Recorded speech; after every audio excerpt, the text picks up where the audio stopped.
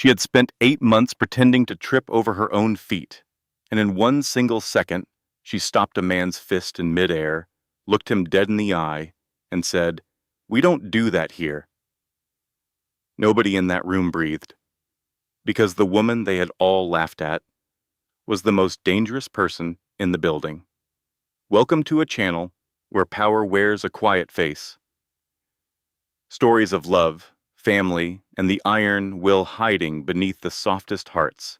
This story will remind you, the people the world overlooks are often the ones keeping the world from falling apart. If that speaks to you, hit like, drop a comment, and subscribe. A new story is waiting for you every single day. He was asking a broken woman to do the one thing she had promised herself she would never fail at again. The room smelled of old wood and cold steel. Alara sat at the head of a long table, her hands resting flat on the worn surface. The only illumination came from a single desk lamp hanging over her head, casting a cone of light that left the rest of the room in darkness. The projector whirred quietly as images of two children flashed onto the wall. They were 7 years old, with dark hair and serious eyes that seemed much older than their years. The boy, Asher, stood with his back perfectly straight, as if he had been taught that weakness was a privilege he could not afford. The girl, Marin, was grinning from ear to ear, showing a gap where she had lost a front tooth. Her little hand was raised, as if she were waving at the person taking the picture. Alara stared at that smile and felt a familiar tightness in her chest. The man sitting across from her in the shadows began to speak. His voice was rich and deep, but carried the weary, fractured tone of old age. "Asher and Marin Calloway," he said. "They are the only children of Reeve Calloway, and they have been the targets of at least 2 rival crime families since their mother was killed." Alara examined the photograph. Asher was dressed in a neat uniform, but someone had overlooked his crooked collar. Marin was the complete opposite. Her dress was wrinkled, and her knees were smudged with dirt, a clear sign she had been pulled away from playing just for the picture. The two children were so different, but their eyes held the same exhausted expression, the look of kids who had already learned that every adult in their lives wanted something from them. "What is the threat level?" she asked. "The highest possible," Hugh Calloway responded. His face remained hidden in the darkness, but Alara already knew his story from his file. He was the retired family patriarch, the old king who had given the throne to a son he no longer trusted. The projector clicked to the next slide.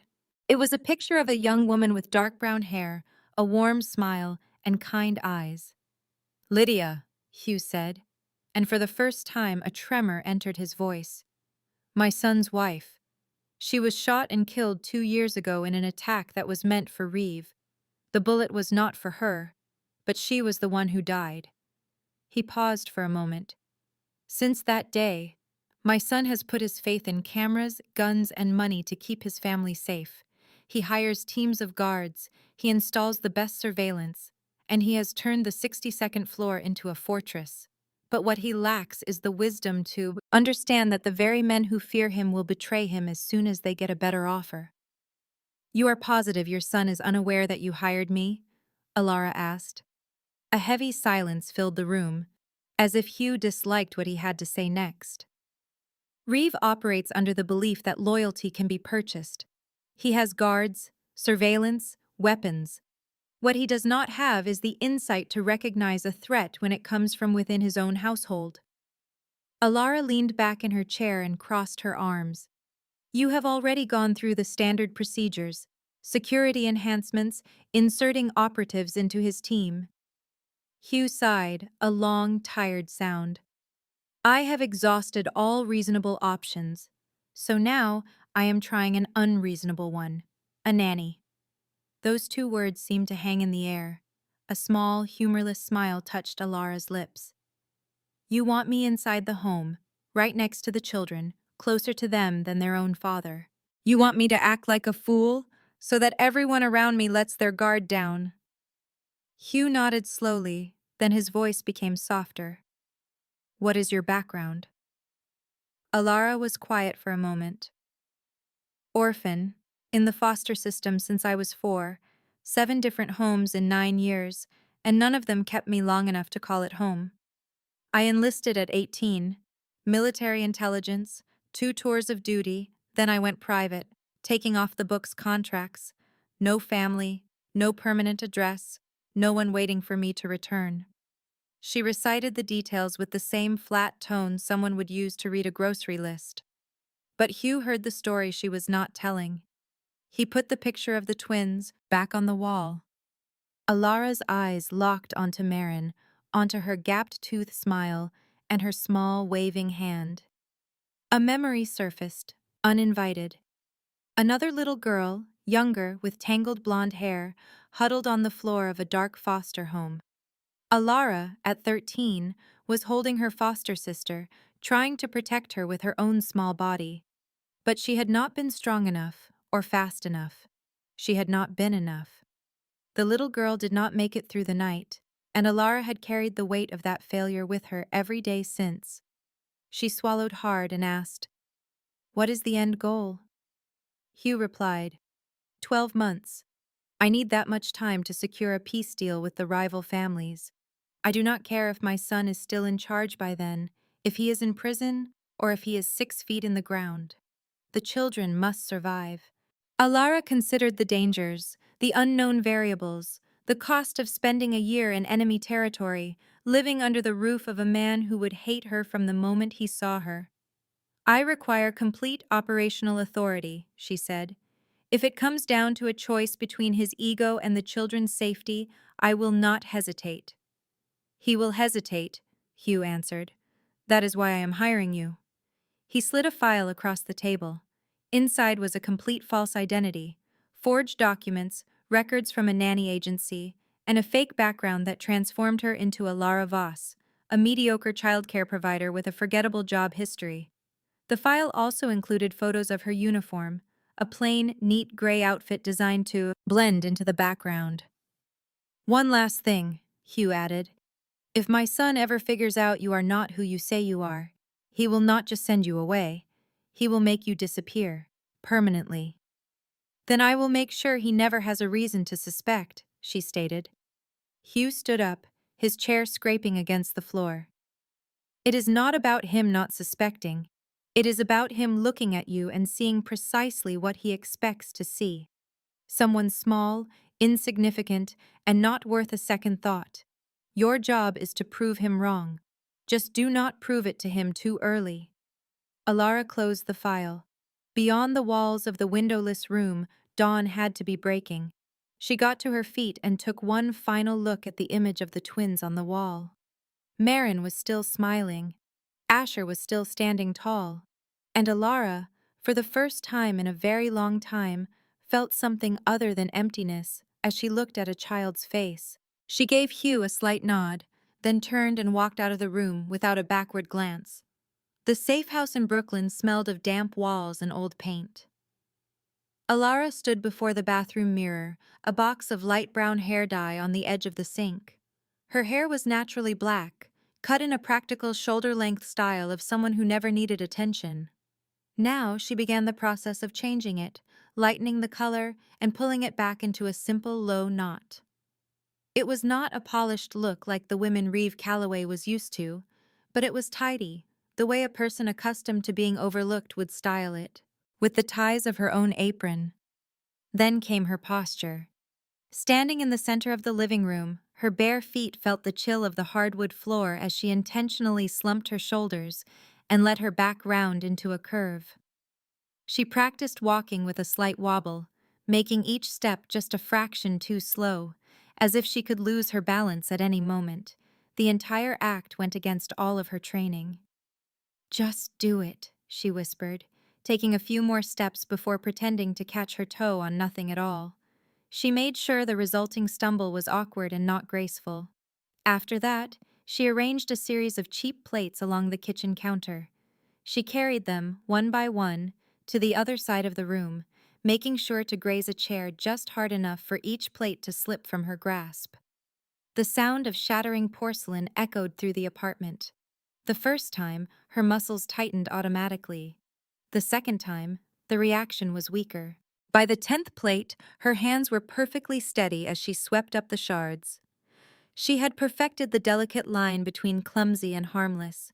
It was never so obvious that it looked deliberate, but always enough to be a nuisance. Finally, she put on the uniform, a simple, practical gray wrap shirt and matching pants. To any observer, she would look like a nanny or a live-in maid, someone forgettable, someone you would never look at twice. But the heavy black belt cinched at her waist told an entirely different tale. She glanced at her reflection, her fingers touching the knot.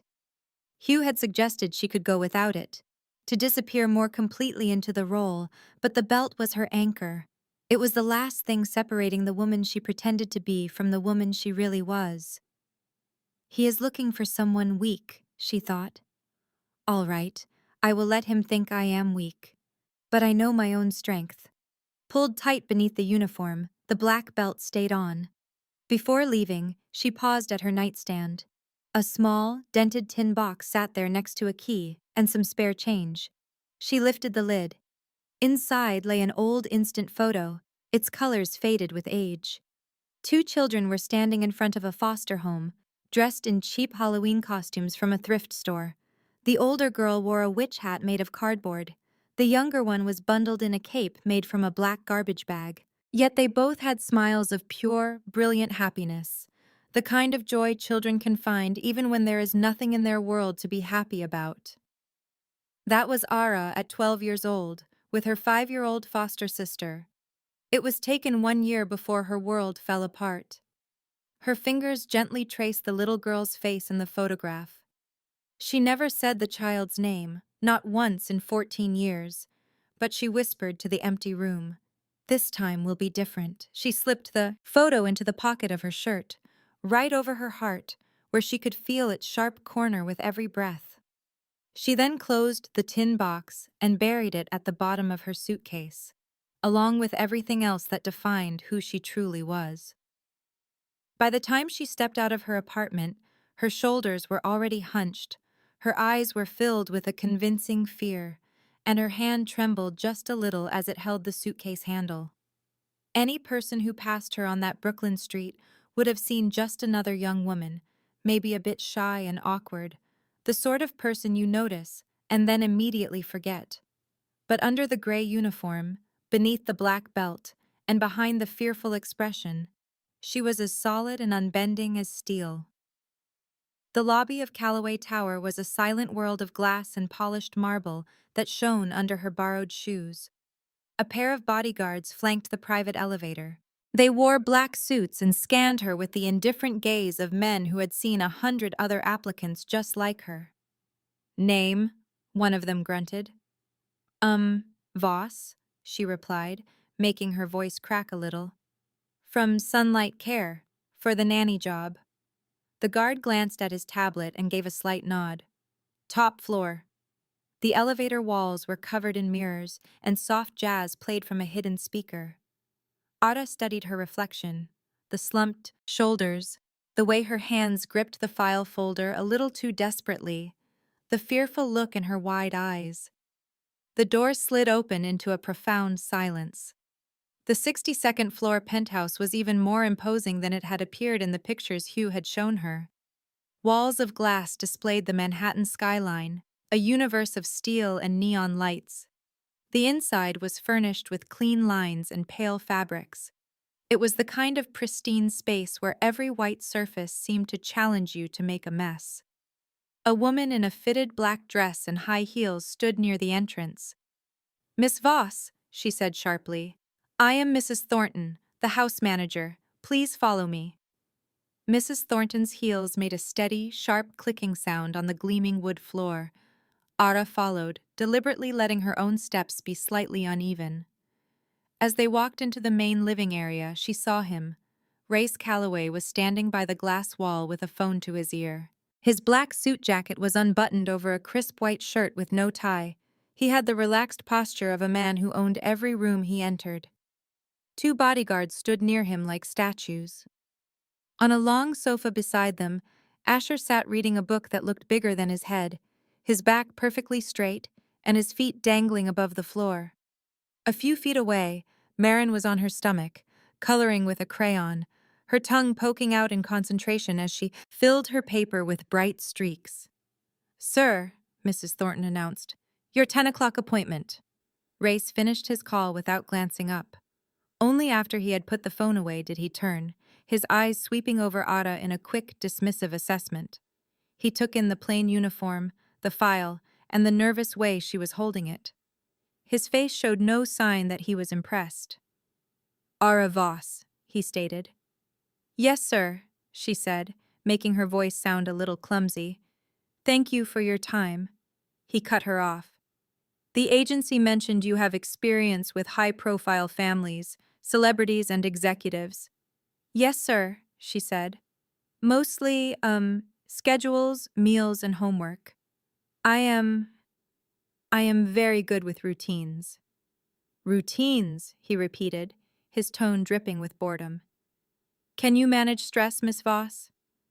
"Of course, sir. I certainly try to."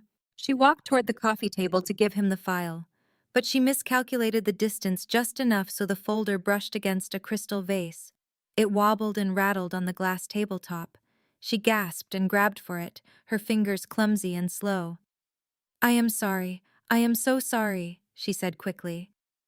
The vase did not fall over, but the noise had served its purpose. One of the bodyguards let out a quiet snort. Mrs. Thornton pressed her lips together in disapproval. Race's eyes narrowed slightly as he looked at Mrs. Thornton, a silent confirmation passing between them. "You are shaking," he pointed out. "Yes, sir," she answered immediately.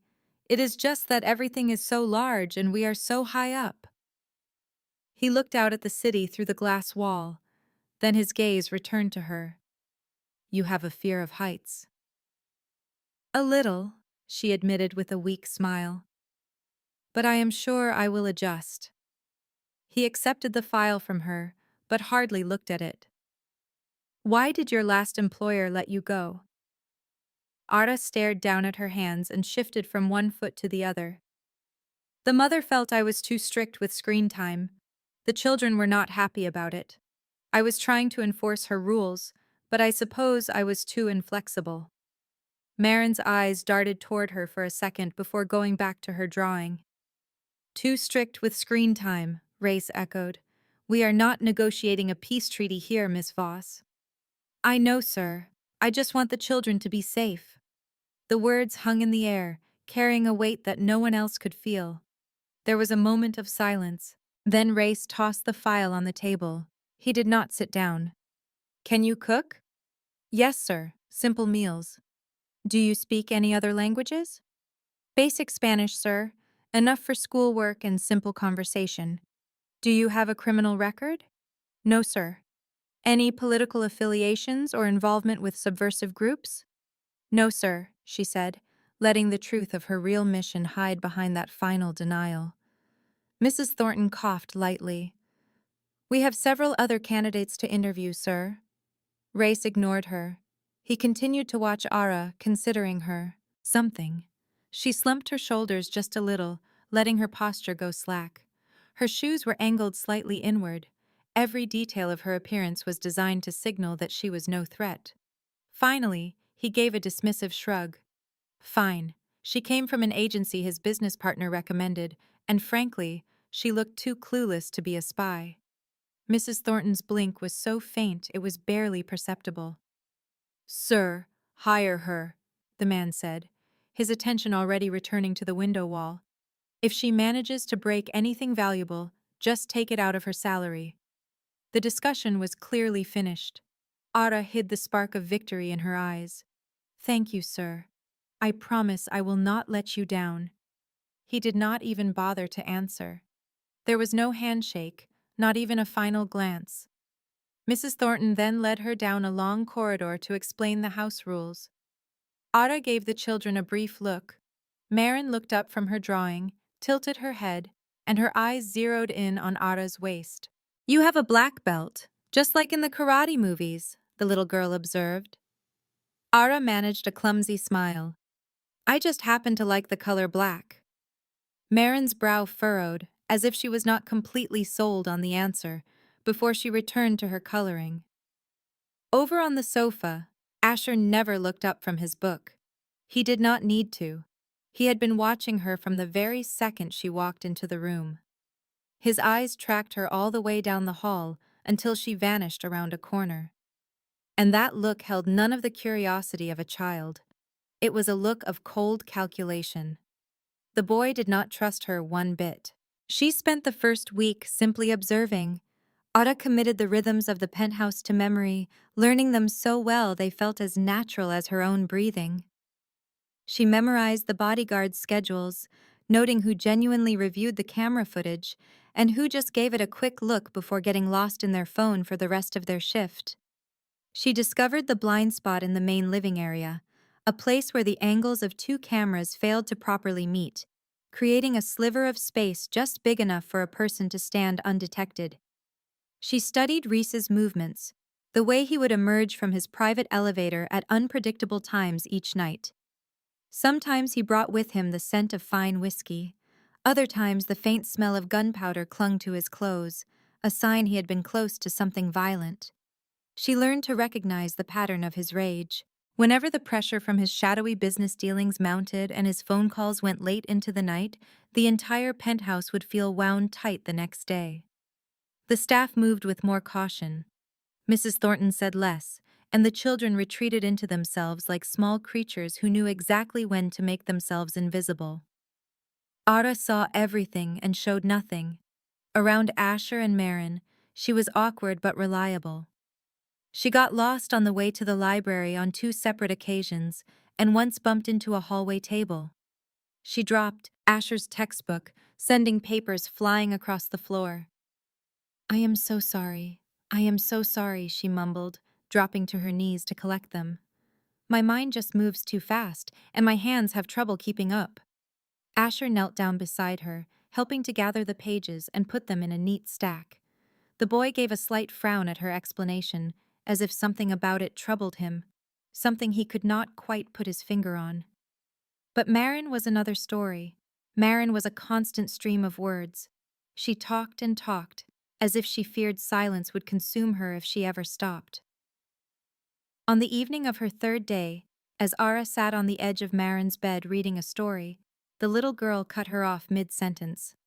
"Mommy used to read to me," Marin said, her voice suddenly soft. Her sadness was not the complicated kind that adults feel. It was the simple and unfiltered sadness of a child. "Mommy was a better reader than you. Not that you are bad, but Mommy always knew how to change her voice for the monster." Ada had to swallow a lump in her throat. She replied gently, "I bet your mommy was wonderful. Absolutely wonderful." Marin nodded. "Daddy never reads to me. He says he is too busy, but I really think he just does not know how to do the monster voice." Ada felt a tiny crack form in her chest, a small fracture that she knew would never heal. She resumed the story, and this time she did the monster voice. Marin let out a real laugh, and then she drifted to sleep with one small hand curled around Ara's finger. With Asher, there was still a noticeable distance. The boy was not one to let his guard down. He observed her from afar, always polite but never warm, answering her questions but never offering any information on his own. She did not try to force it. She just showed up on time each morning, packed his school bag, and snuck in little exercises she framed as games. Circle all the exits in this picture of a park. Draw a line from the little boy to the safest place to hide. He completed them without question, as if he understood on some level that these were things you needed to know, even if nobody ever told you why. Then one evening, toward the end of her 2nd week, a soft knock came at her door. Ara opened it to find Asher standing in the hall in his striped pajamas, his hair a mess and his eyes wide in the dim light. "Are you afraid of the dark?" he asked her directly. There was no greeting, no lead-up. Ara studied him for a second. "Yes," she said. "I am." The boy blinked, as if that was the one answer he had not prepared himself to hear. "But I have learned how to sit with the dark until my eyes get used to it," Ara continued. She sat down on the floor just inside her doorway. Asher looked at her, then at the darkness of her room, and then he sat down right next to her. He did not say anything else. He did not explain his visit or ask any more questions. The two of them just sat there in the quiet, their backs against the wall, listening to the hum of the city from the 62nd floor below. After about 15 minutes, his head drooped onto her shoulder. His breathing became steady, and his eyes closed. He was asleep. Ada remained perfectly still for a few more moments before carefully scooping him up into her arms. Asher was surprisingly light, his little shoulder blades feeling like tiny wings under his pajamas, not nearly strong enough to carry him yet. She placed him in his bed, pulled the blanket up to his chin, and fixed his pillow. In his sleep, the boy's face was relaxed, free of its usual guarded expression. For that one moment, he looked exactly 7 years old for the very first time. Ara stood by his bed, gazing down at him. A single phrase echoed in her mind like a relentless warning. Do not get attached. Do not get attached. Do not get attached. She slipped out of the room, closing the door without making a sound, like she was making an entrance on a grand stage. A designer purse was nestled in the crook of her arm, her high heels made sharp tapping sounds on the stone floor, and the cloud of her expensive perfume announced her arrival before she even spoke. Mrs. Thornton stood near the kitchen island, her posture a bit more rigid than normal, a change Ara noticed instantly. The house manager was never intimidated by Ree, but Bianca's presence seemed to change her demeanor. It was not fear, but more like a deep well of patience being tested. Ara was on the living room floor with Marin, helping the little girl style her hair into a high bun that Marin had picked out from an old-fashioned magazine. On the couch, Asher was reading a book, his feet dangling high above the floor, and he did not bother to look up when the door opened. Bianca paused right in the center of the room, slid her sunglasses down her nose, and let her eyes travel over Ara from her shoes to her hair. It was not a glance of curiosity, it was a cold assessment, and the final judgment was clearly far below acceptable. She then faced Mrs. Thornton. Her voice was deliberately loud, meant for everyone in the room to hear. Did my brother hire new help, or did you just find her waiting at a bus stop? Mrs. Thornton's calm expression did not waver. Miss Voss was hired through an agency that a business partner recommended, ma'am. Bianca waved a dismissive hand, as if swatting at a bothersome insect, and then walked over to Marin. The little girl glanced up, her face bright with excitement. For a brief moment before her smile faded, as Bianca leaned in and scowled at the half-completed hairstyle. This child looks like she just rolled out of bed on a park bench, Bianca declared, pulling a strand of hair free from the bun Ada had so carefully been creating. Has it truly been 8 months? And this nanny still has no idea how to properly brush a little girl's hair. Ada felt her jaw clench, a small, involuntary reaction she quickly hid. She bowed her head and slumped her shoulders. I am sorry, Miss Calloway. I was just styling it the way Marin wanted, but I will fix it immediately. But Marin was quicker. The little girl jumped to her feet, placed her hands on her hips, and lifted her chin in a defiant pose that Ada recognized because it was just like Ree. Miss Ada does my hair much prettier than you do, Marin announced, her voice clear and strong in a way only a 7-year-old's can be. At least Miss Ara asked me what I want. A sudden silence filled the room. Mrs. Thornton briefly closed her eyes. On the sofa, Asher flipped a page in his book, but Ada saw that his eyes were no longer following the words. He was listening intently. Bianca's face turned pale. A blotchy redness crawled up her neck.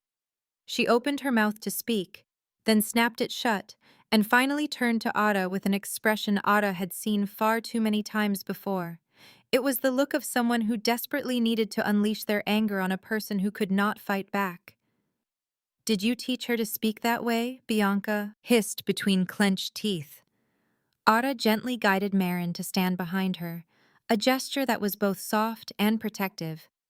Marin, you need to apologize to Miss Bianca. Marin pouted but mumbled an apology that did not sound very genuine. Ara then faced Bianca again, her gaze lowered and her posture small. I am very sorry, Miss Calloway. I will be more careful in the future. Bianca glared at her for another second, as if debating whether Ara was even worth the effort of her anger, before deciding she was too insignificant to waste time on. She spun on her heel and her shoes clicked down the hallway toward Ree's office, shouting her brother's name as if the entire penthouse was her personal living room. Ara watched her leave and made a mental note. Bianca was not just some arrogant family member stopping by. In the following 20 minutes, Ara counted 3 different people Bianca called and invited to the penthouse for the weekend. Not a single one was screened by security or cleared with Mrs. Thornton. Bianca treated the Calloway home like a public cafe, bringing in complete strangers, and nobody dared to stop her because she shared the Calloway name. 2 hours later, when Bianca finally left, leaving a trail of perfume and a thick silence, Ara was in the kitchen washing dishes. She realized she had just discovered the biggest security risk in the entire penthouse. And it was not the security cameras, or the blind spots in the coverage, or even the inattentive bodyguards. The biggest threat wore high heels, carried a designer handbag, and Calloway would never acknowledge that threat, because it was his own sister. The first time she almost died happened on an overcast Saturday afternoon. The plan seemed straightforward enough. They would spend the afternoon at an exclusive playground in Central Park meant for the children of the wealthy, a place where parents and nannies relaxed on immaculate benches, drank espresso, and made polite conversation while their kids played on shiny slides and elaborate climbing structures. The security team had already inspected the perimeter. All the cameras were operational. 2 of Ree's bodyguards were positioned, one at the main entrance and another near the fence line. On the surface, everything appeared to be perfectly safe, but only on the surface. Ara sat on a bench near the jungle gym, holding a warm cup of coffee, her eyes constantly scanning the area. Marin was on the swings, kicking her small legs high into the air, her laughter carried on the breeze. Asher was climbing the steps of the jungle gym with slow, deliberate motions, more like a child rehearsing a dance than one who was playing. No one bothered him. No one even said his name. He played by himself with the practiced ease of a child who was very accustomed to being alone. Ada did not like it one bit. Then she saw him. He was a man of about 35, wearing a baseball cap pulled down low and a gray hoodie that looked completely out of place among the other parents dressed in cashmere and expensive leather shoes. He was standing near the gate, remaining just a little too still. His eyes were not wandering around the playground with the gentle, unfocused gaze of a typical parent. His gaze was sharp, noting specific points, the entrances, the exits, the direct path from the jungle gym to the parking area, and the exact distance from the swings to the northern fence. Ara took a slow sip of her coffee and shifted her position on the bench, giving herself a better line of sight. One of Ree's bodyguards was standing about 10 meters away from her, chatting with a mother holding a designer purse, his posture relaxed and a smile on his face. The other bodyguard was near the gate, busy scrolling on his phone. Neither of them had noticed the man in the baseball cap. He made his move with perfect timing. Just as 2 other children ran into each other near the swings and one started to cry, which distracted the talkative bodyguard, the man slipped quietly between 2 benches. He moved smoothly and without any hurry, heading directly for the bottom of the jungle gym stairs where Asher was just starting to climb down. Ara stood up so fast that her ankle hit the sharp corner of the bench. The sound caused a few nearby people to turn their heads. She let her ankle buckle, and she stumbled forward. "Oh!" she yelled. The coffee cup flew out of her hand, sailing through the air in a perfect arc. The lid popped off in mid-flight, sending a spray of scalding hot liquid directly at the man in the cap. He reacted a second too late. The hot coffee splashed all over his chest and face.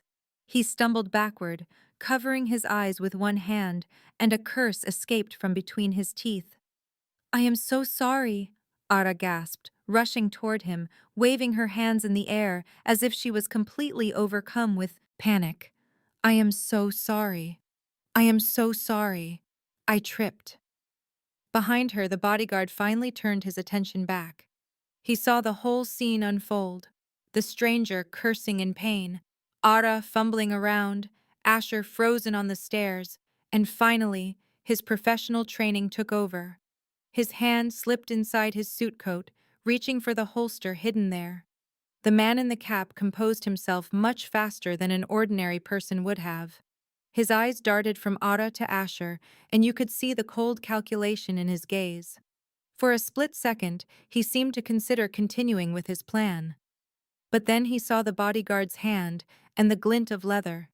He turned away with a muttered curse and walked quickly toward the gate, steam still rising from his wet shirt. "Watch where you are going next time," he shouted back over his shoulder. "I am sorry," Ara said again, bowing her head slightly. The bodyguard moved to stand between Asher and the man who was now leaving, helping the boy down the last few steps.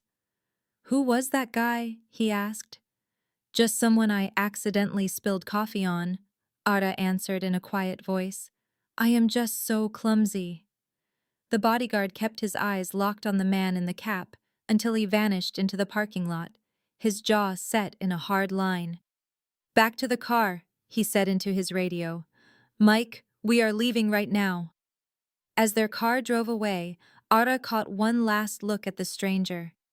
He was standing next to a silver van with one hand pressed against his chest where the coffee had burned him, his eyes glaring, after their cars until they disappeared from sight. In the back seat, Asher buckled his own seatbelt without needing to be told. "You did that on purpose, did you not?" he whispered. "Did what?" Ara asked. "Threw the coffee." "You tripped," she said, her eyes wide with feigned innocence. "I am the clumsiest nanny in New York, remember?" The boy looked closely at her face, as if he were looking for tiny cracks in a perfect mask. "You did not cry out until after the coffee had already hit him," he said very softly. Ara turned her head to look out the window, her reflection barely visible against the blur of the city passing by. She hid a small smile that the boy could not see. Or maybe, just maybe, he could. That evening, when they got back to the penthouse, Ree was waiting for them in the living room. His suit jacket was off, his sleeves were rolled up, and documents were scattered all over the coffee table. Mrs. Thornton stood next to him, her face tense. "How was the playground?" Ree asked without even looking up. The bodyguard spoke before Ada had a chance to say anything. "There was an incident. A suspicious individual got too close to the boy. He left after Miss Voss spilled her coffee on him." Ree finally looked up. "Spilled coffee?" Ara flinched. "I tripped. Sir, I am incredibly sorry." "Of course you tripped," he said with a flat voice. "You almost got us sued for scalding a stranger in the park because you cannot seem to walk a straight line. Next time, let my bodyguards handle the situation before my nanny decides to set someone on fire. Mrs. Thornton, I want you to increase the perimeter checks on all outings." Then he turned to Miss Voss. "Yes, sir. You are not allowed to carry anything hot when you are with the children outside. I will not have you injuring someone and creating a lawsuit." "Yes, sir." Race went back to his work as if she were no longer there. Marin grabbed Ara's hand and started pulling her toward the bedrooms, talking excitedly about a swing set, while Asher trailed silently behind them. The boy's eyes did not leave her back, but his expression had changed. The suspicion was gone, replaced by a child's curiosity.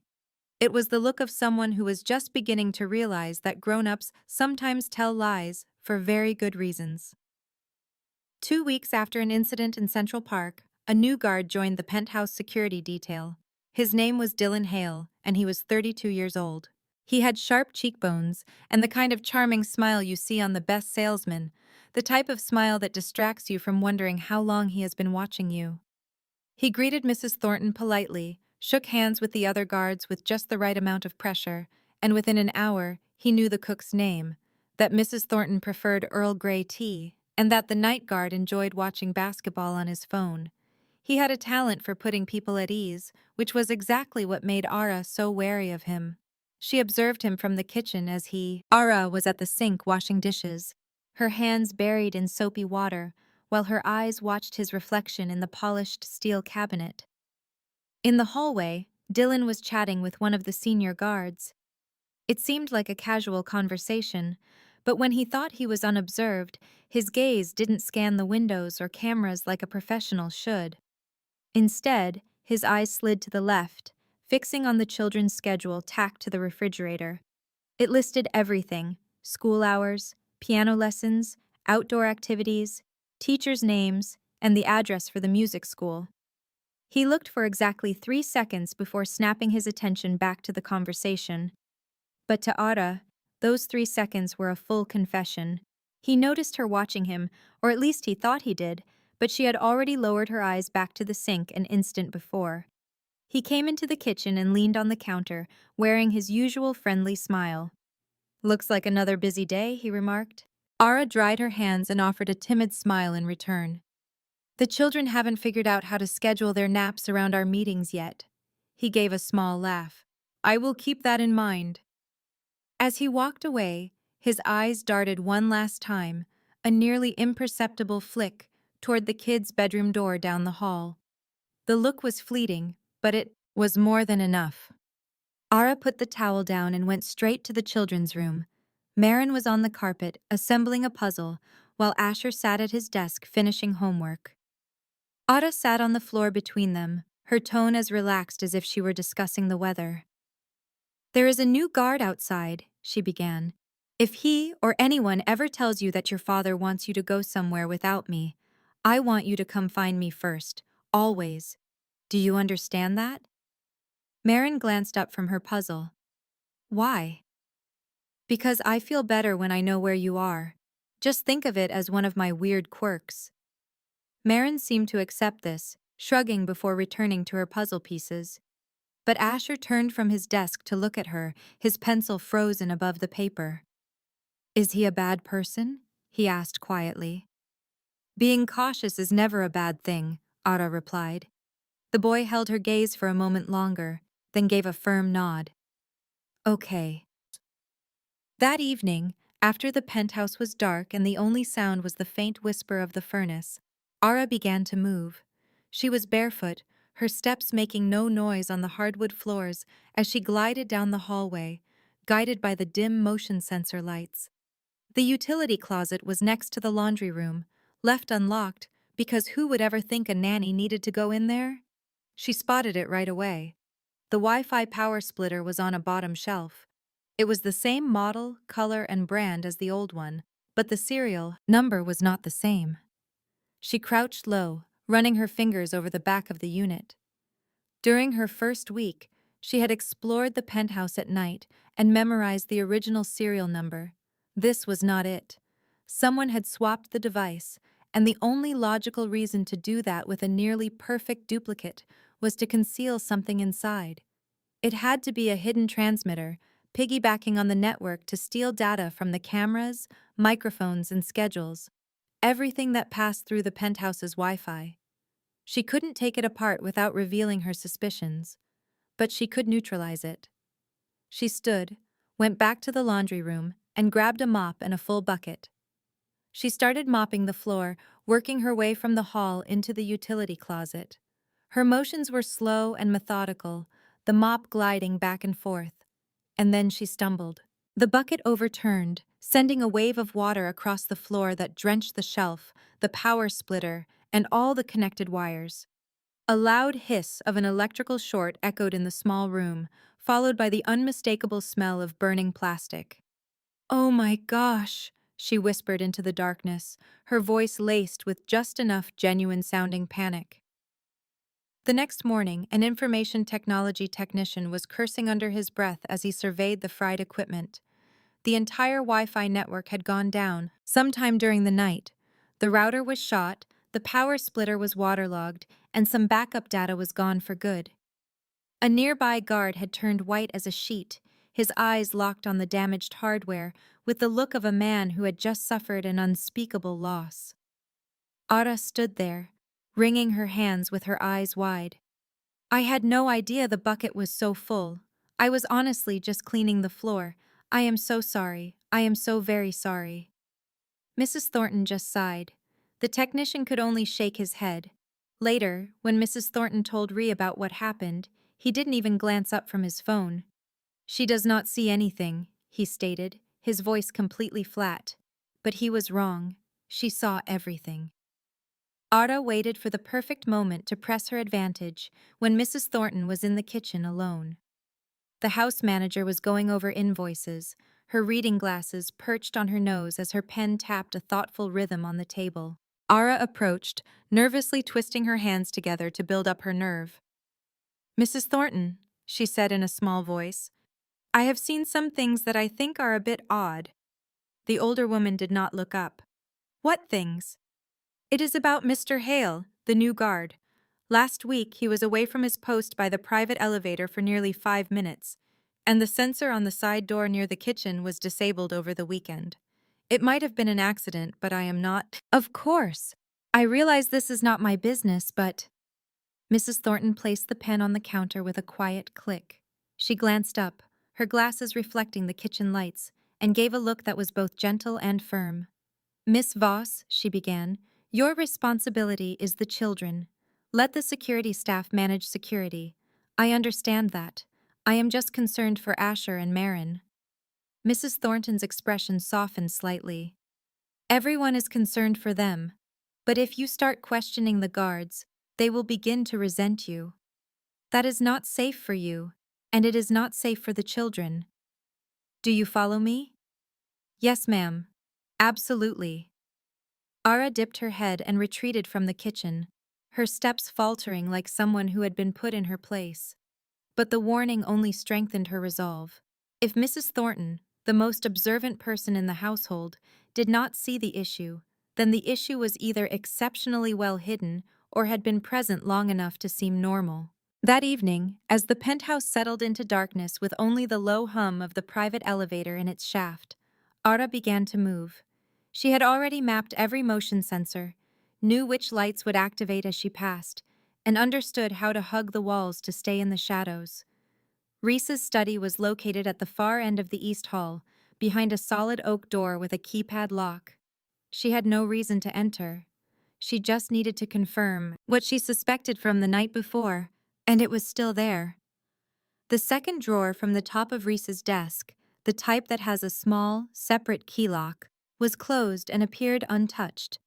But as she swept a tiny flashlight beam across the drawer's surface, the faint scratches within the lock told her everything. Someone had picked it, then carefully locked it again. They were skilled enough to leave no obvious marks, but not so skilled that they could hide the fact that the papers inside were out of order. The documents were no longer arranged in the specific way Reese instinctively filed them, a habit she had already noted. Somebody was going through the Calloway family's financial documents. She proceeded to the kitchen. The key box for the back door, a metal lockbox on the wall that opened with a 4-digit code, had new scratches around its latch. These were not the marks of someone who used the code smoothly. They were from a hand that knew the code but hesitated for a split second while turning the latch, a hand unfamiliar with the feel of the mechanism. Someone had the code who did not normally use that entrance. The pieces started to fit together. A new member of the security detail, a piece of equipment that was recently replaced. The children's routine was being monitored, files were being examined, and the back door's access was being tested. The enemy did not have to force his way in. He already had the key. The challenge was that Ada could not accuse anyone without revealing her own secrets. If she named Dylan Hale, she would be forced to explain how she knew. That explanation would destroy her more surely than any weapon. Reese Calloway did not tolerate secrets in his home, especially not from the people hired to keep his children safe. So, she resorted to her old methods. She adapted, compensated, and acted like she knew nothing. She began double-checking the locks on the children's bedroom doors each night, committed every minor change in the penthouse to memory, and continued to drop things at just the right times to seem clumsy. The following morning, she escorted Asher and Marin to their school. On the street just outside the building, as Marin dashed through the gate shouting a goodbye loud enough for the entire block to hear, Ada held Asher back for a moment. "If I ever tell you to make a left turn instead of going straight, I need you to do it immediately. No questions asked. Do you understand?" "Why?" the boy asked, but his tone was not defiant. It was the voice of a child who was already accustomed to a world with rules that no one ever explained. "Because the easy path is often the one that someone else wants you to be on. And I prefer not to give strangers what they want." The boy let out a sigh, glanced left, then right, and then straight ahead. "I see 3 ways off this street," he stated. "The school entrance, the alley between those 2 buildings over there, and the subway stop on the corner." Ara looked at the 7-year-old boy standing on a New York City sidewalk, listing escape plans the way other kids might list ice cream flavors, and she felt a mix of pride and heartbreak. Perhaps it was both. "Good," she replied. The boy simply nodded, shifted his backpack, and walked into the school without a second glance. Ara stood watching until he vanished inside, then she turned away. Her shoulders slumped and her eyes were downcast as she once again became the awkward nanny that everyone was used to ignoring. Reese arrived back at the penthouse just before 2 in the morning. The private elevator doors slid open without a sound, and he walked into the hall with the bearing of a man who had used up all his energy but was forcing himself to stay on his feet. He had his suit jacket draped over one arm, and the sleeves of his white shirt were rolled up. The right cuff had a smear of blood that had already dried to a dark brown. It was not his own. He was not hurt, at least not in any visible way. But his eyes looked hollow, and his left hand had a slight tremor, the lingering effect of adrenaline that had not yet faded. It was the aftermath of whatever had taken place on the streets, the city lights never fully reached. He walked through the dark living room, past the kitchen, and down the corridor toward the children's rooms. It was a ritual. It did not matter how late he got home or how much of a toll the night had taken, he always walked down this hall before heading to his own bedroom. He never entered their rooms or even opened their doors. He would just pass by and listen for the sound of their breathing through the solid wood to confirm they were safe. Only then would he let his own guard down. But on this night, Marin's bedroom door was slightly ajar. A warm yellow light from her nightlight streamed through the gap, casting a narrow strip of light across the hallway floor. He froze. Inside, Ara was sitting in the small armchair next to Marin's bed, with a book open on her lap. Her voice was so quiet, it was little more than whispered words. She was finishing a story that Marin had likely fallen asleep during the first few pages of. But Ara continued reading, her voice unwavering, as if pausing might shatter the delicate peace in the room. Marin was curled up under her blanket, her face turned toward Ara's arm. One small hand was wrapped around Ara's wrist as she slept, the kind of hold a child uses when they are afraid the adult might vanish if they let go. And there on the floor, on the rug by the bed, Asher was fast asleep, curled up with his knees pulled toward his chest, his breathing deep and steady. No one had asked the boy to be there. He had brought his pillow from his own room, placed it on the rug, and laid down without a single word, as if he needed to be close but would never admit it. Reese stood just outside the doorway. His hand, still shaking faintly, gripped the wooden doorframe. The dried blood on his cuff flaked as his fingers tightened. He looked into the room and witnessed something that no security system, no camera, no bodyguard, and none of the vast sums of money he had invested in this building could ever produce. Peace, not security. Peace. The two were not the same, and he had never realized it until that moment. He was standing in his hallway with another person's blood on his shirt, watching a clumsy nanny read to his daughter, while his son slept on the floor just to be near her. Something inside his chest gave way, a tiny, almost unnoticeable shift, like a door he never knew was locked, had just opened a fraction of an inch. It was not love. It was not trust. It felt more like gratitude, but he had no word for it, as that was not a language he spoke. He remained there for a few more moments before turning and walking away. He made no sound. He did not knock. He did not let Ada know he was there. His footsteps were lighter as he left than they had been when he came in, as if he was afraid of breaking the fragile scene he had just witnessed. The next morning, when Ada opened her bedroom door at 6 o'clock, a cup of hot coffee was sitting on the floor right outside. There was no message and no note, just the coffee, black, precisely how she liked it, a detail she could not recall sharing with anyone.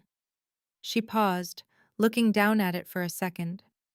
Then she bent over, picked it up, and took a sip while looking toward the hallway window, where the first light of a Manhattan morning was filtering through the glass. She did not smile, but she let a feeling of warmth spread through her for just a moment, before reminding herself of the harsh reality. The same man who left the coffee for her was the man who would destroy her if he ever found out who she truly was. The first indicator was the quiet. It was not the peaceful quiet of a home at rest. It was a silence stretched as tight as an overwound wire, a quiet that made the entire penthouse feel like it was holding its breath. The guard said less. Mrs. Thornton moved with more urgency. Even the sound of the elevator bell seemed sharper. Ara noticed the change in how people's eyes would track her as she walked down the hall. It all started with a watch. This was not just any watch. It was a limited edition timepiece that Reese kept in a glass display box in his bedroom, next to the cufflinks that had closed more than a few deals sealed in blood. He did not wear it often, but he enjoyed knowing it was there, a symbol that time, much like power, could be owned. One morning, the glass box was open and empty. The news of its disappearance detonated through the penthouse like a bomb. A small explosion. All the guards were called in, schedules were checked, and security tapes were reviewed second by second. The entire staff was told to line up in the dining room, their hands clasped and their faces pale with worry. Ara was among them, her heart rate steady and her expression carefully arranged to show only confusion. Last night, at 10:32, a guard announced, his focus on his tablet. The boss's bedroom door was opened. Motion was detected near the display case. The watch was stolen. "And who?" Ree asked. His voice was dangerously quiet, a tone that made everyone in the room even more nervous. "Who was in my bedroom at 10:32? The guard paused for a second. "It was Miss Voss, sir." In an instant, every single person turned to stare at Ara. "That is impossible," she said, making sure her voice had the right amount of a tremor. "I tucked Marin into bed at 9 o'clock. I was nowhere near your room after that." The guard showed everyone the tablet screen, displaying a grainy black and white image from the hall camera. It was a person in a gray uniform walking toward Ree's room. It was her uniform, her height, and her hairstyle. "The camera does not lie," another guard mumbled. Ara looked closely at the photo. The posture was similar, but it was not quite right. The shoulders were too square. The stride was too perfect, lacking that tiny, almost imperceptible imbalance she had worked for weeks to perfect back at the safe house in Brooklyn. Someone had been watching her, memorizing her every move, and then created a performance that was almost a perfect match. But almost perfect is not perfect. "That was not me," she insisted, her voice firm. "You can ask Marin. I stayed in her room until she was asleep." "Marin was asleep," one of the guards countered. "That is enough," Mrs. Thornton interrupted, though her own anxiety was obvious. Another guard stepped forward. It was Dylan Hale. "Maybe she did not intend to steal it," he suggested, holding his hands out as if he were trying to calm the situation. "Perhaps she just wanted a closer look. It is an extremely valuable watch. The temptation must be very strong." The insinuation hung in the air like a sharp poison. Ara met his gaze, and in his polite, concerned expression, she finally saw the truth. The deep satisfaction of someone whose long-awaited plan was falling into place. The mole was not just helping the enemy get in, he was actively setting traps for her. "Search her room," Ree commanded. Two guards left and went down the hall. Ara's eyes stayed locked on Dylan. He stared back, challenging her to drop her innocent act and show him she knew what he had done. The guards returned much sooner than she thought they would. One of them held a black velvet box. "We found this in her drawer, sir." He opened the box. Inside, the watch sparkled under the lights, almost as if it were proud of the chaos it had created. "I did not put that there," Ara said, her voice dropping to a whisper, as if talking only to herself, planting. It was the oldest trick in the book, planting evidence, and she was kicking herself for not seeing through Dylan's scheme sooner. Reese moved in closer, his gaze dropping to the watch, then snapping back to her, his jaw clenching. "You are even more foolish than I imagined," he said, his voice dangerously low. "Selling it would have at least made some sense, but keeping it in my home? That is not greed. That is a direct insult." "I did not take it. Someone is framing me." "Of course they are," he replied. "I suppose this same mysterious person is also behind the string of accidents you have had these past few months?" Her thoughts were racing. Argue too much, and she would seem desperate. Say nothing, and she would be finished. No matter what, the traitor inside the house would win, getting rid of the only person who was actually protecting the children. "Check the security footage again," she said, deliberately keeping her shoulders slumped in defeat. "Zoom in on my walk. It looks similar, but that is not me. Ask Marin. She knows the way I walk." "We are finished here," Reese interrupted. "Mrs. Thornton, draw up the termination papers. This is effective immediately." From the doorway, a small voice broke the heavy silence. "She did not steal it." Asher was standing there, his small hands balled into tight fists, his face pale, but his voice was firm. "She does not even care about your things." Marin appeared right behind him with red-rimmed eyes, her small hand reaching out to clutch Ara's. She held on and would not let go. A muscle in Reese's cheek twitched, but the expression was gone as quickly as it had appeared. "Go to your rooms," he ordered the children. "This is none of your concern." "It is if you are firing the only one who pays any attention to us," Asher shot back. The dining room went completely still. Mrs. Thornton shut her eyes. Dylan barely hid a smirk. Reese stared at his son with an unreadable look. It could have been anger, or maybe something far more painful. He turned back to Ara. "Hale, escort Miss Voss to her room. See to it that she packs everything." Dylan stepped forward with a bit too much enthusiasm. "Yes, sir." Ara's gut screamed at her. They did not just want her gone, they wanted her alone and isolated. There was a big difference. But she bowed her head, let her shoulders droop, and fixed her eyes on the floor. "I will pack," she murmured. "I will not make any more trouble." As she turned, Mrs. Thornton gently pried Marin's fingers from her hand. The little girl's soft sobs followed her down the long hallway, a sound she could not bear to turn back to. Dylan stayed half a step behind her, so close she could feel his breath on her neck. The penthouse was so silent, their footsteps on the hardwood floors were like a countdown as they passed the security room, where monitors cast a pale blue light into the darkness. Dylan's voice was a low whisper, meant only for her. "You played a good game." Ada did not turn her head.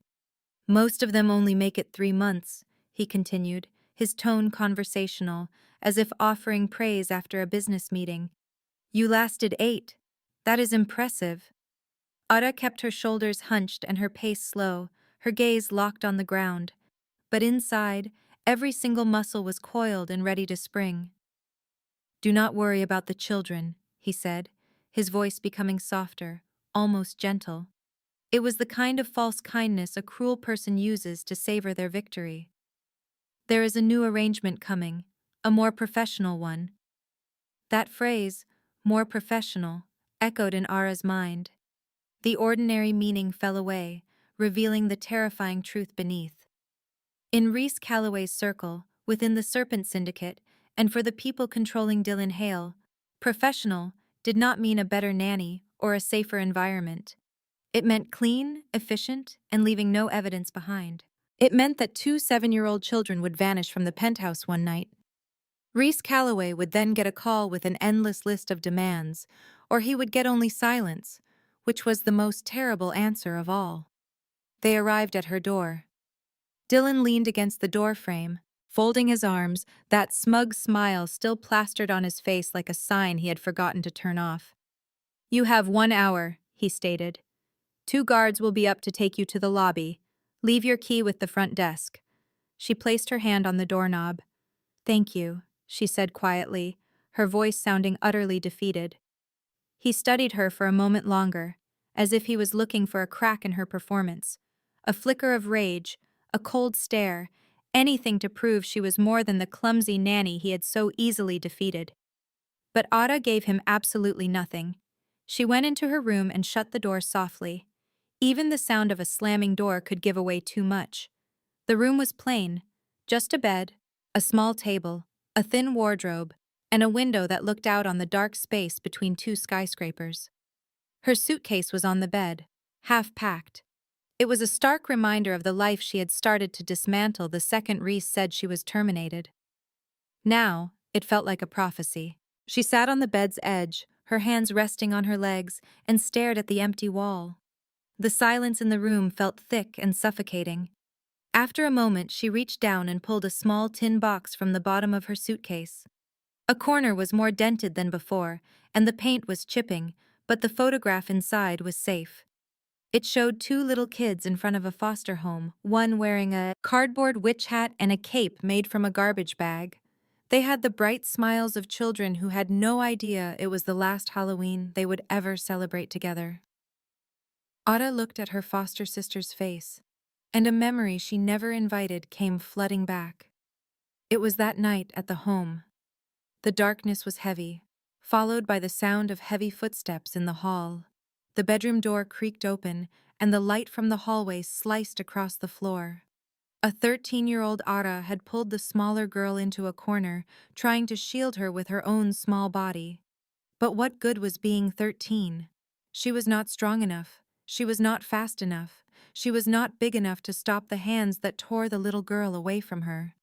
When it was all over, when the lights flashed on, and the adults rushed in, and someone called for an ambulance, the little girl was just lying on the floor. Her eyes were wide open, staring at the ceiling with an expression Ada would see in her nightmares for the next 14 years. A tear dropped onto the photo. Ada did not bother to wipe it away. She let it land, let it blur the faded image. It was the first time she had cried in 8 months, and she needed to feel it. She had to know that part of her was not completely gone, no matter how hard she had tried to bury it. She wept without a sound, her shoulders shaking silently. It was the way you learn to cry when you realize as a child that tears just bring you more trouble. Then, she stopped. It was not because she was out of tears, but because her foster sister's face in her mind began to merge with the faces of Marin and Asher. 3 children were all looking at her with the same silent question. "Are you going to help?" She clutched the photograph tightly. "Not this time," she whispered. She put it back in the tin box, snapped the lid shut, and tucked it into the pocket over her heart. Then, she got to her feet. She glanced down at the simple black belt she wore. Its edges were a little frayed after wearing it every day for 8 months. She untied it, smoothed out the fabric, and then retied it, pulling the knot much tighter, like she was making a solemn promise. Her old plan was finished. She could not pretend to be clumsy and hope to get out of this mess. Dylan had slammed that door shut when he planted the watch. But she could not leave this building either. Not with a more professional solution waiting for the children just beyond the door they had thrown her out of. She was not going to leave. She would act obedient, play the part of the defeated nanny, and drag her suitcase toward the exit with her head down. But she would not get in the elevator. She would wait. And when the time was right, when the enemy finally revealed himself completely, she would be exactly where she needed to be, standing between him and the children. She looked through her small window. The lights of Manhattan glittered below her, bright and uncaring. 1 hour. She had 1 hour until they would knock on her door. She sat back down on the bed, but this time her back was perfectly straight for the first time in 8 months, when no one could see her, and she began to wait. The knock came in less than an hour. But it was not the two guards coming to remove her. It was Mrs. Thornton, looking tense, but her voice was steady. "Miss Voss," she said, "there has been a change of plans. Miss Bianca has insisted that you serve guests at the party tonight. She wants it to be your final humiliation before you are dismissed, and the boss is too consumed with syndicate business to argue with her. He needs all available staff working. You will leave after the party is over." Ara looked up at the house manager. A spark ignited inside her. It was not hope, but something colder, more like calculation. This gave her more time. It was another door that had not been completely shut. "Yes, ma'am," she said, lowering her eyes again. When she stepped back into the hallway, the penthouse had been completely transformed. There were glasses of red wine on every table, crystals sparkling under the chandeliers. The guests were a collection of Manhattan's elite, dressed in expensive suits and designer dresses. Their laughter mixed with the sound of jazz music playing softly from above. Bianca was the center of attention in the living room, a queen in her own court. She wore a stunning white silk dress. Her hair was perfect, and she was smiling at a man Ara had never seen on any approved guest list. She just watched for a moment. She was a ghost moving through the glamorous party, shoulders hunched and eyes downcast, a tray of appetizers balanced perfectly in her hands. The man with Bianca was about 40, wearing a tailored gray suit and an effortless smile. But when he thought no one was looking, his gaze darted to the evacuation map on the wall by a side door. He studied it for 2 seconds before snapping his attention back to the conversation. Ara set down one tray and picked up another, and in that brief moment, the whole picture clicked into place.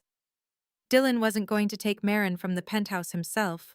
He was using Bianca as his unwitting pawn. Bianca had no idea. She just thought she was taking her niece to an exclusive after-party with a charming new friend, the same man now studying the escape routes. It was a clean and polite plan that required no weapons, just a gullible aunt and a getaway car waiting on the street below. When Bianca clapped her hands for attention, announcing that she and Marin were leaving for a party for Manhattan's young socialites, Ara knew she only had a few minutes. She scanned the room. Reese was talking with two men by the window, but his eyes kept flicking back to her, his sharp intuition sensing something was wrong. Dylan stood near the elevator, observing everything, waiting for the plan to unfold.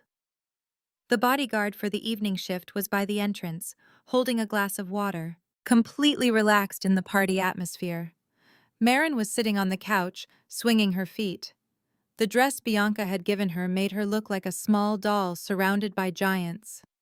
Ara's options were limited. She couldn't just say what was happening. She couldn't grab Marin and run without being stopped. But there was one thing she could do, something she had practiced for 8 months. She picked up a tray holding 3 glasses of red wine and walked toward Bianca with her usual clumsy gait. As she passed, she calculated the distance, the angle, and her speed. The tray's edge grazed Bianca's elbow, just enough to make one glass wobble, then a second. Red wine spilled across the white silk dress like blood on snow. Bianca let out a shriek that sliced through the music. Her hand cracked against Ara's cheek with the force of a gunshot. But as Bianca raised her hand to strike again, Ara's fingers shot out and clamped around her wrist in midair. Her stooped shoulders straightened, and all her nervous habits disappeared. From the hallway, Reese Calloway stepped into the room, freezing at the sight of the clumsy maid he had ridiculed for 8 months, now holding his sister's wrist in an iron grip. Ara's voice was low and firm. "We don't do that here, Miss Calloway." Just then, the private elevator chimed, and the doors slid open to reveal hell. Bodyguards scrambled for their weapons. Mrs. Thornton dove behind the sofa, pulling a stunned Bianca down with her as the woman stood frozen, red wine still dripping from her dress. The guests screamed and surged toward the windows, as if the bulletproof glass could protect them. Reese grabbed his phone and cursed, but he did not run for cover. Ara ran forward. "Asher! Marin!" she yelled, her voice cutting through the pandemonium like a knife. "Under the bed! Count to 100, just like our game." From down the hall, she heard the frantic patter of small feet and the slam of a bedroom door. She knew they had heard her. 8 months of playing games about counting exits, 8 months of turning drills about finding hiding spots into fun, had all led to this single moment. 6 gunmen fanned out across the living room, moving like a single unit. Their professional tactical boots hit the stone floor with a synchronized rhythm.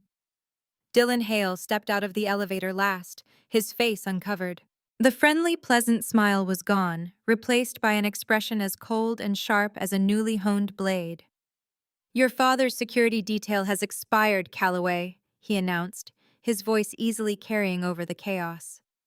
Ara moved directly into the line of fire. The first gunman aimed his rifle at her. Before his finger could find the trigger, she had already closed the gap between them, using the glass coffee table as a launch pad. Her foot came down on the surface, propelling her into the air, and her shoe slammed directly into his chest. He was thrown backward into the man behind him, and they both collapsed in a heap of tangled limbs and angry shouts. The living room erupted into a war zone. Glass exploded, furniture splintered, and the carefully crafted elegance of the penthouse was torn to shreds by raw violence. Ara moved through the mayhem as if she were born in it. A man charged her with a knife. She grabbed his wrist and twisted until she felt the bone give way. The knife clattered to the floor. She kicked it under the couch without a second glance. The third man came at her with a military-grade tactical baton, the kind designed to break bones.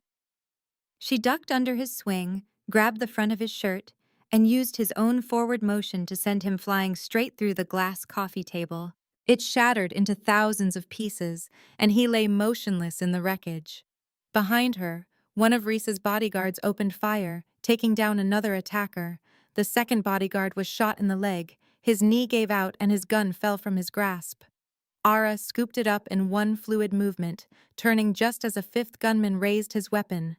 She didn't aim to kill. She shot him in the hand. The gun flew from his shattered fingers, and he screamed, grabbing at the blood that poured from his wrist.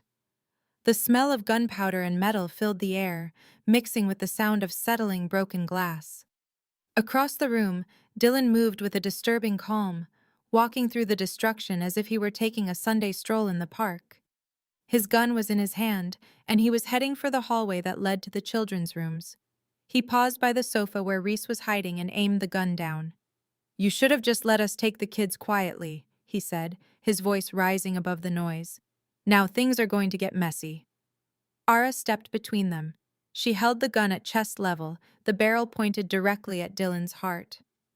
"Funny," she said, her voice even and cold, without a hint of the stutter he remembered. "I was just about to say the same thing to you." Dylan actually laughed. "You are good. I will give you that. Much better than the usual hired help, but you are still outnumbered." She tilted her head slightly. "Are you sure about that?" The remaining gunmen were trying to rally. 2 were already incapacitated. Another was leaning against a pillar, clutching a bleeding shoulder.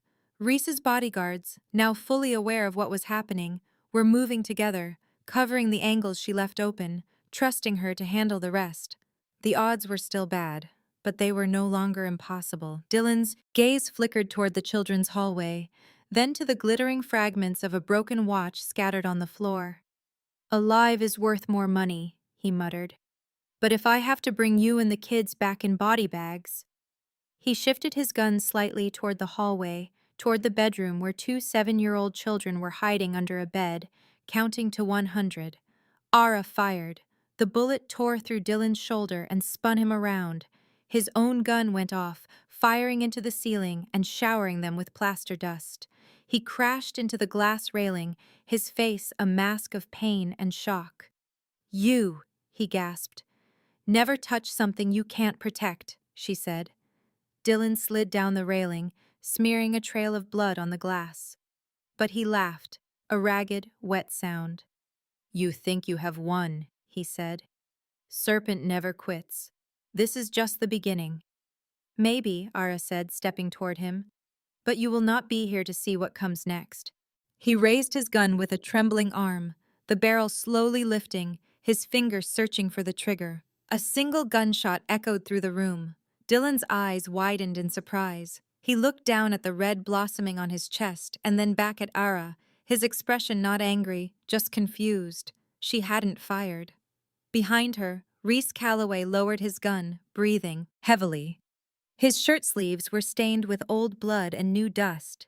He had moved when nobody was looking, silent in his own home for the very first time. It was a perfect, precise shot. Dylan's knees gave out. He slid the rest of the way down the railing, leaving a crimson streak on the glass, and then was still. Silence fell over the room like snow on a battlefield. First, the shooting stopped. Then, the sounds of pain began to subside as the bodyguards moved through the wreckage, securing the remaining attackers with zip ties and collecting their weapons into neat piles. Finally, the only sound was the delicate shifting of shattered glass as each piece found its resting place on the marble floor. It was a fragile, brittle symphony. The air was thick with the scent of gunpowder and iron.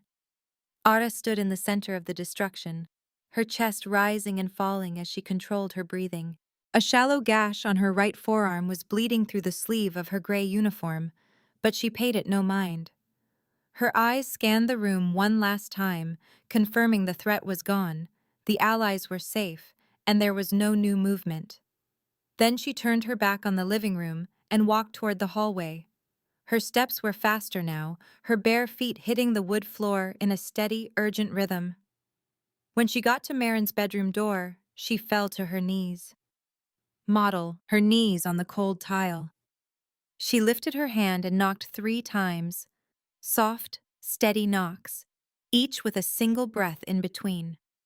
It was the signal she had taught the children during her second month there, framed as a secret agent game they had practiced endlessly, until both Asher and Marin could distinguish her 3 knocks from any other sound in the world. 1 second passed, then 2. She heard a faint rustle from inside the room. It was the sound of a blanket being pulled across the floor, followed by the careful pitter-patter of small feet approaching the door. The door opened. Marin shot out of the room like a tiny cannonball, wrapping her small arms around Ara's neck with a grip so fierce it nearly took her breath away. The little girl was crying, but no sounds came out, her entire body shaking in Ara's embrace. Hot tears soaked the shoulder of Ara's gray uniform. There was no sobbing, just the silent quaking of a 7-year-old girl who had already learned that survival meant being quiet. Ara hugged Marin with one arm and reached her other hand toward the doorway. Asher emerged behind his sister. His eyes were red-rimmed but dry, his mouth set in a grim, determined line, and his hands were clenched into tight fists. He was not crying or running. He walked toward her with the rigid control of a person using all his strength just to hold himself together. Then, his little hand found her wrist and squeezed it hard, a grip that spoke of pure fear and a desperate need, as if letting go would make her vanish into thin air. "I counted to 87, he whispered, his voice raspy. Then the knock came. "You were right on time," Alara said. The 3 of them were kneeling on the hallway floor. Marin was clinging to her neck, Asher was clutching her wrist, and Alara was holding them both.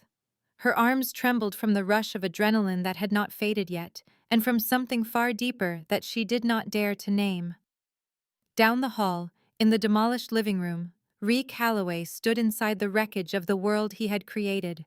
Glass crunched under his feet, blood stained the carpet, and furniture was thrown everywhere. And there, just 20 steps away, his 2 children were holding on to the nanny he had called worthless, the nanny he had fired, the nanny he had nearly tossed onto the street just an hour ago. They ran to her, not to him. That one moment stung more than any bullet that had ever grazed him in 20 years of living in the underworld. He walked toward them, his feet stepping on broken glass without even noticing, and stopped a few feet away from the 3 of them. The gun was still in his hand with the barrel aimed at the floor. His finger was nowhere near the trigger, but he had not yet loosened his grip. "You should have told me," he said, his voice quiet. It was not an accusation, but a confession. Alara looked up. Marin was still holding on tight, her face hidden in Alara's shoulder, not ready to see anything but the gray fabric. "You would not have listened," she replied. There was no anger, no blame in her voice, only the simple, undeniable truth. Ree stood right there, gun in hand, while his children were in someone else's arms. He said nothing, because she was right. And for the first time in his 36 years, he had no response to the truth. After the paramedics bandaged her arm and the police took statements based on a story that left out far more than it included, she went back to her small room at the end of the hall. The door shut behind her, and her world became just four walls, a single bed, a nightstand, and a narrow window that looked out on the darkness between two skyscrapers. Her suitcase was still on the bed, half open, exactly as she had left it before everything fell apart. The clothes were half folded from a time when she was the woman being kicked out, not the woman who had just saved the entire house. She stared at it for a second. Then she walked over and started folding again. Her movements were automatic. She folded each shirt, each pair of pants, into neat squares, as if the order in her suitcase could fix the chaos that still lingered outside her door. She took off the black belt from her waist. The fabric was a little frayed along the edges after 8 months of daily wear, and the knot had settled into its own unique shape, molded by the way she tied it. It held the memory of every single time she had pulled it tight before going out to pretend to be someone she was not. She smoothed the material flat on the bed, her fingers stopping at the crease in the center. For just a moment, she did not know if she was packing it away for good or saying a final goodbye. Then she knelt by the bed and took the tin box from the pocket over her heart. One corner was a little more dented now. Maybe it happened when she dove over the coffee table. Or maybe it happened when she held Marin so tightly in the hall. She lifted the lid. The picture was inside, more faded than it was 8 months ago. Or perhaps her own eyes had just changed. 2 kids standing by the door of their foster home. One wore a cardboard witch hat. The other had on a cape made from a black garbage bag. They were both smiling. This time no one died. She whispered the words, just loud enough for herself to hear. This time no one died. The mission was a success. The Serpent Syndicate had lost its grip on the inside. Dylan was on the living room floor under a white sheet. The children were alive, still breathing, still able to count to 87. She could zip up the suitcase, walk to the elevator, and vanish into the city. She could go back to being who she had always been, a shadow who took jobs, finished them, and moved on. No home, no one to wait for her, no one to remember her. She should just go. She put the photograph on top of the folded clothes in the suitcase and reached for the zipper. That is when she heard the sound of small footsteps outside her door. They were not the heavy steps of a bodyguard or the clicking heels of Mrs. Thornton. They were light, hesitant, and they stopped right at her door as if the person on the other side was not sure if they should even knock. Then came a single tap, so gentle it was almost not there at all. Alara opened the door. Marin was standing there in oversized pajamas with a star pattern, the sleeves so long they covered her fingers. Her eyes were puffy, her nose was red, and her hair was a complete mess because no one had brushed it since the fight. In her right hand, she gripped the old teddy bear with the tattered ear that she had not put down since her mother passed away. Her left hand was at her side, opening and closing, like she was practicing how to hold on to something she was afraid would not stay. "You promised you would not leave," Marin said. Her voice was not weepy. It was worse than weepy. It was the sound of a child who was already used to adults leaving and was trying her best not to be surprised that it was happening all over again. Alara looked down at that little face, and every defense she had built up over 14 years crumbled. Every piece of armor, every rule about not getting close, every reminder that she was a tool and not a member of the family, it all fell apart in an instant. It did not make a sound. It was just a quiet surrender. She knelt down. Both of her knees hit the floor. She wrapped her arms around Marin and pulled the little girl close to her chest. Marin hugged her back just as tightly, the teddy bear squished between them, her face buried in Alara's shoulder. And this time, the little girl cried out loud. Small, shaky sobs came out in waves, like water crashing against rocks. Alara's tears fell onto Marin's shoulder. She did not bother to wipe them away. She did not try to stop them. For the first time in 14 years, since that horrible night at the foster home, since her foster sister had been on the floor, since a 13-year-old Alara had held a body that was no longer warm, Alara cried in front of another person. And she let it happen, because the child in her arms needed to understand that adults are allowed to feel pain too. She needed to know that tears are not a sign of weakness, and that staying was not about duty, but about something much more real than that. She did not know how long she knelt there before she sensed someone else was there, right in the doorway where the darkness of the hall met the light of her room. Asher was standing there. Both of his hands were balled into fists at his sides. His mouth was a thin, hard line, and his eyes were red but completely dry. Not because he was being strong this time, but because he was using every ounce of his energy not to fall apart. He did not come into the room. He just stood there on the edge, looking in, and he understood everything in that moment. The boy was scared. He was not afraid of the dark. He was not afraid of guns. He was not afraid of foes. He was afraid that if he asked her to stay, she would do it out of pity. He worried she would agree because of guilt or a sense of duty, not because she truly wanted to be there. For a 7-year-old boy who had already lost his mother and was raised by a father who showed love through control, being kept as an obligation was even worse than being abandoned. Alara looked at him over Marin's shoulder, her eyes still glistening with tears. She made no effort to hide them. She reached a hand toward him, palm up, not to pull or grab, but just open and waiting. Asher stared at her hand, then met her gaze, and finally looked down at his own clenched fists. Then, the boy took a step forward, each small, rigid movement feeling like he was giving up something he could never get back. He allowed her to pull him into an embrace, wrapping his arms around both her and Marin. He held on tightly, his head bowed against her shoulder. He said nothing because nothing needed to be said. The three of them sat on the floor, bathed in the yellow glow of a single lamp, inside a penthouse that still smelled of gunpowder and shattered glass. They didn't speak. They just held on to each other. And in that moment, Ilara knew she would never zip that suitcase closed. The children slept in her bed that night. Marin was curled up in the center, hugging her teddy bear close, her breathing calm, though a shaky breath still escaped her every so often in her sleep. Asher lay near the edge of the bed with his back to the room, but his hand reached out behind him, unconsciously gripping the hem of Alara's shirt. She sat in a nearby chair, not sleeping or even trying to.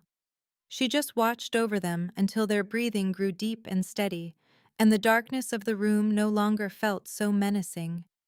Then she rose, carefully freeing her shirt from Asher's grasp, and pulled the blanket over them both before stepping into the hall. She leaned against the wall and closed her eyes, taking her first real breath since the elevator doors had opened hours before. The air in the penthouse was a sharp mix of gunpowder and the harsh smell of cleaning chemicals used on the bloodstains. She heard footsteps from the end of the hall.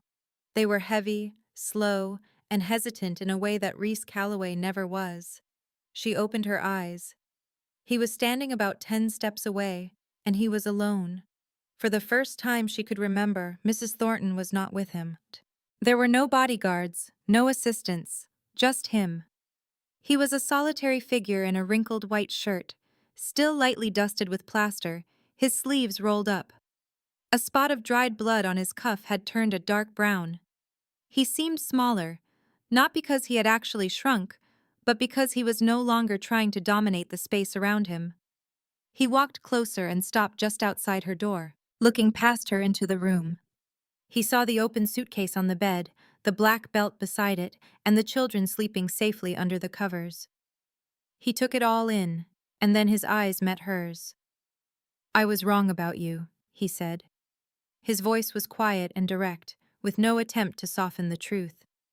The 4 words landed in the quiet hallway with a definitive weight. About a lot of things, she replied. He gave a slow, heavy nod, the kind that showed the strain of his pride finally breaking. He never said he was sorry, and she did not expect him to. He just stood there in the doorway, a space that seemed too small for a man who commanded entire rooms. The way he held himself, with his back not perfectly straight and his shoulders slightly slumped, was its own apology. He was not avoiding her gaze, but he was not trying to intimidate her with it either. His apology was not in his words, but in his presence. In the simple act of standing there while the silence between them became a shared understanding. When he spoke again, his voice had changed. It was not softer, but it was more direct. It was the voice of a man who had stripped away all his defenses because he was too exhausted to maintain them any longer. My father hired you, she stated, not bothering to deny it. He loves his grandchildren more than he loves his son. Reese took a deep breath. I know. After a moment of silence, he said, I don't want you to stay as a nanny. To call you that after tonight would be a complete insult.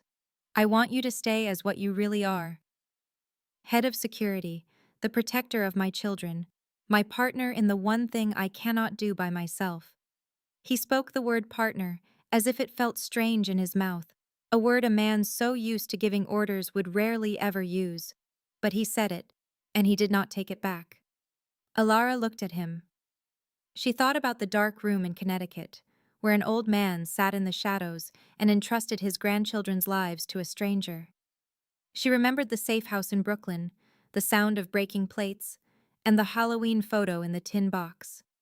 She recalled the fear in the guard's eyes when she had stopped Bianca's hand, a fear that had turned to relief the moment she took control of the situation. She thought of Asher counting the exits on a Manhattan street, of Marin holding her wrist while she slept, of the cup of coffee left outside her door on a morning she had almost let herself feel at home. Protection was never just about strength. She had known that for a very long time.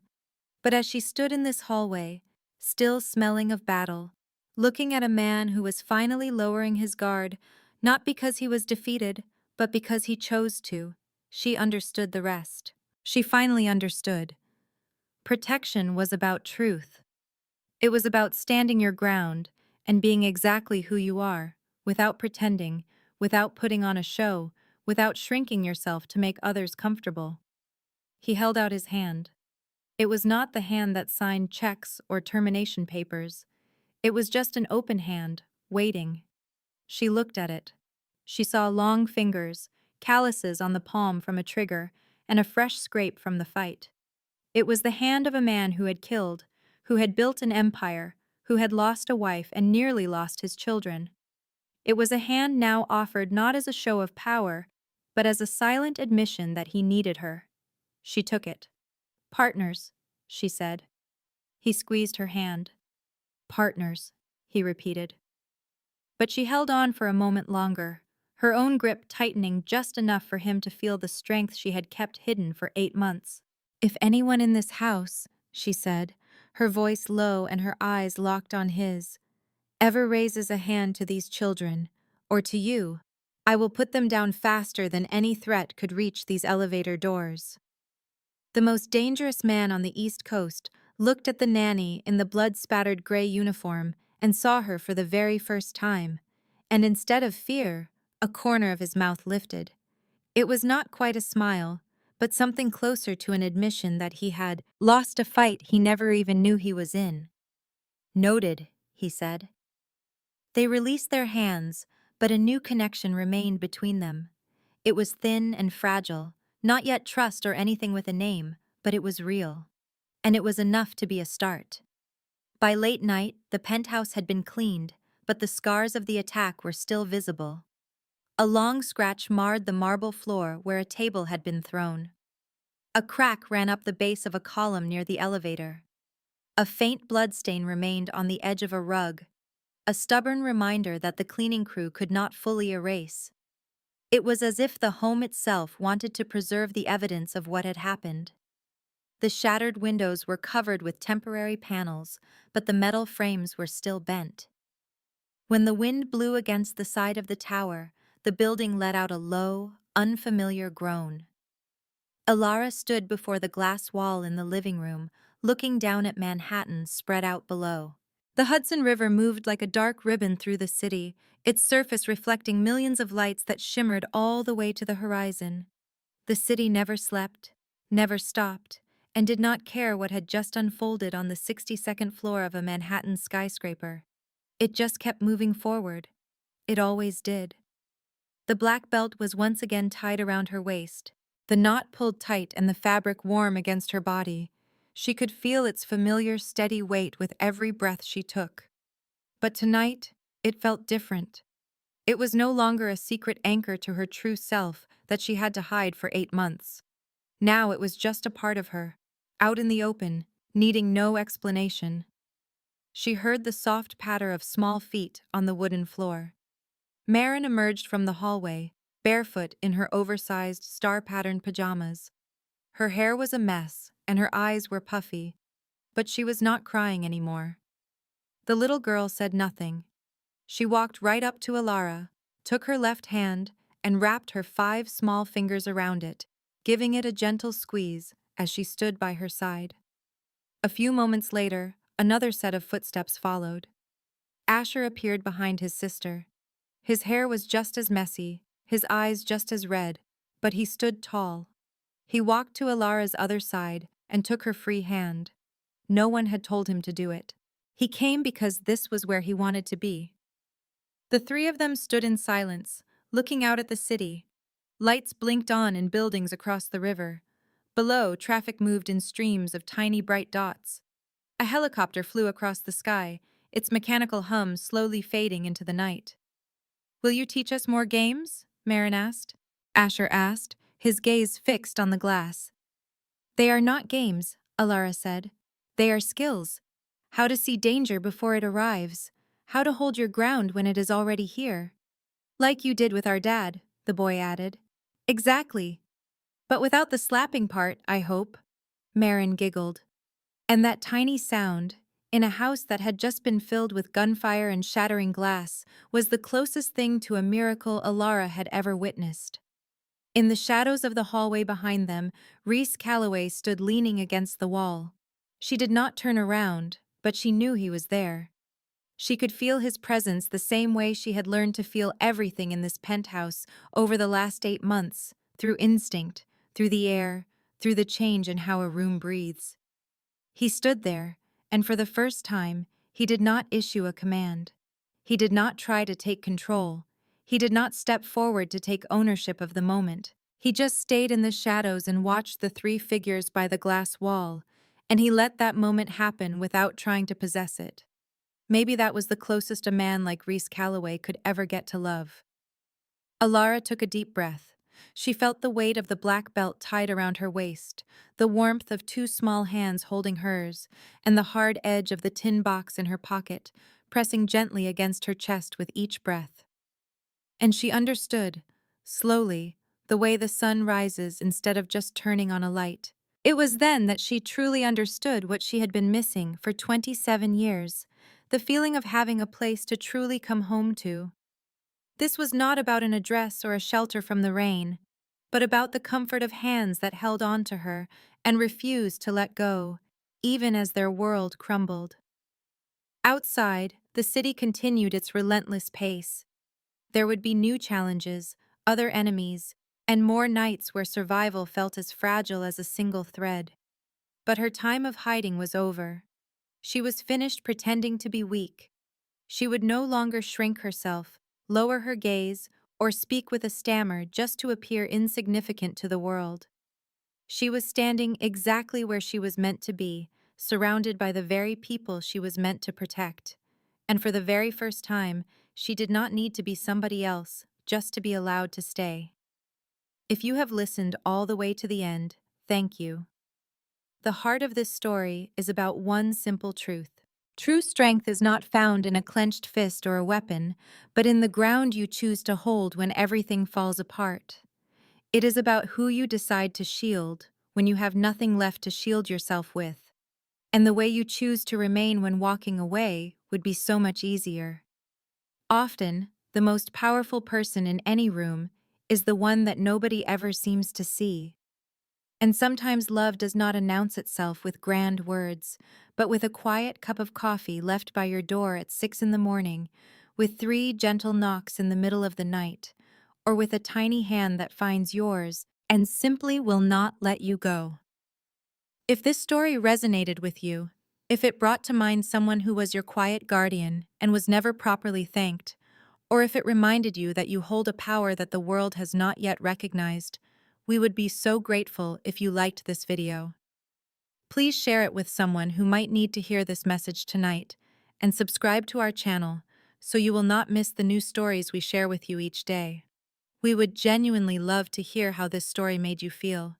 What part brought tears to your eyes, or which character reminded you of a person in your own life? Please share your thoughts in the comments so we can listen, because a story is never fully complete until it is passed from one heart to another. I wish for everyone watching this video to have good health, a life filled with joy, and a sense of peace with every new day. Thank you so much for sharing your time with us here. Goodbye, and I look forward to seeing you in our next video. This content was carefully researched, developed, and manually edited by our team to deliver meaningful stories with valuable life lessons. Every narrative is crafted to entertain, inspire, and empower our audience. We believe that great stories can change lives, and we are committed to bringing you content that matters. Thank you for being part of our community.